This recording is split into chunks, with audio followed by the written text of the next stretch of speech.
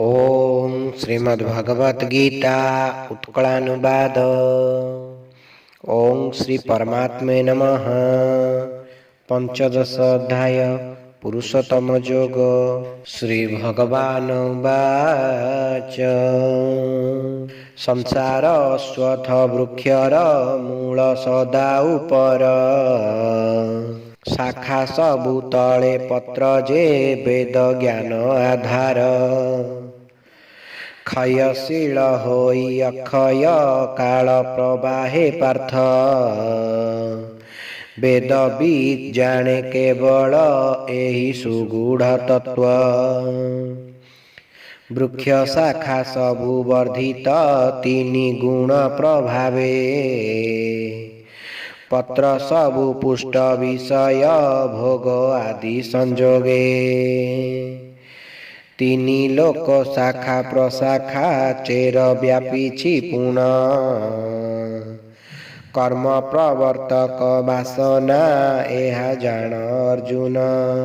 न जानती केहि एहार आदि अंत जे स्थिति अश्वत्थ वृक्षर सुदृढ़ मूल कारण भीति वैराग्य अस्त्र जे केवल काटी पारे मूल से अस्त्रे काटिबा निमंते हुओ सदा तत्पर जेउ पथे गले न फेरे जीव ए भव लोक से पथर कर्ता शरण नेई ए भवे जीव भक्ति रे चिंतिले अनादि आदि परमेश्वर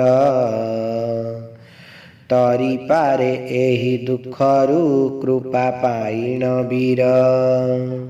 अहंकार मोह शून्य जे संग दोषरु मुक्त आत्मज्ञान रत सर्वदा सुख दुख विमुक्त कामना विहीन विवेकी पाए परम पद अविनाशी प्रभु श्रीपदे जेणु रत सतत नाही सेठी सूर्य चंद्रमा अग्नि तेज प्रकाश स्वयं प्रकाशित मोधामु केहि न फेरे पार्थ मोहंस विशेष जीवात्मा भवलोकरे पार्थ इंद्रिय मनर सहित सदा संग्रामे रत वायु साथे गंध जेसन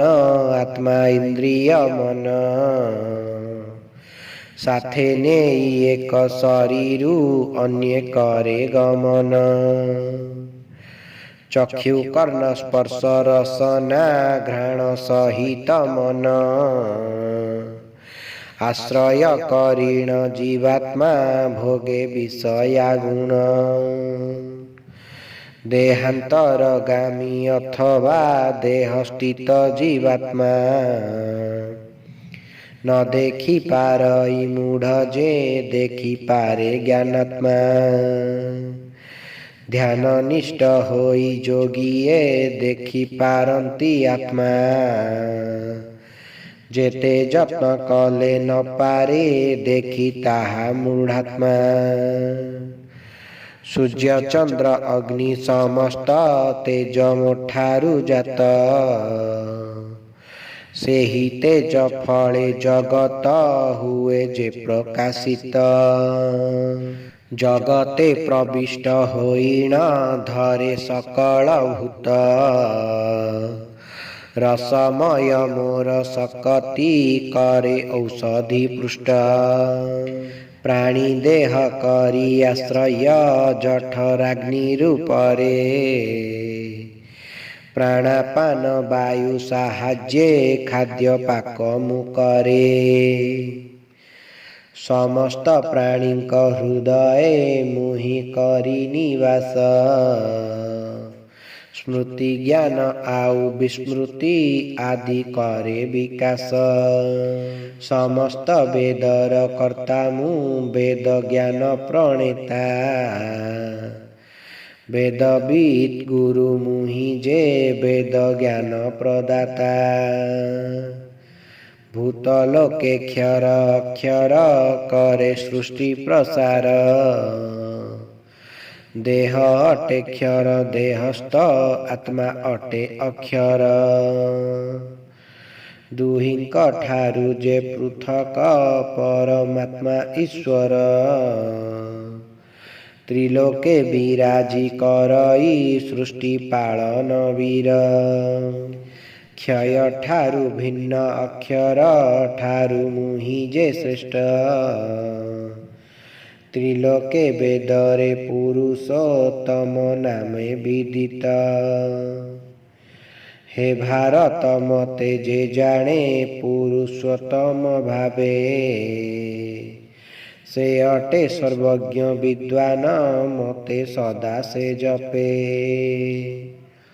अति गुप्त तत्व शास्त्रर एठी कहिली पार्थ बुझिले ए सबु हुई ज्ञानी सदा कृतार्थ इति श्रीमद्गीता उत्कलानुवाद पुरुषोत्तम जोग नाम पंचदश अध्याय समाप्त। हरि ओम तत्सत् हरि ओम तत्सत् हरि ओम तत्सत्।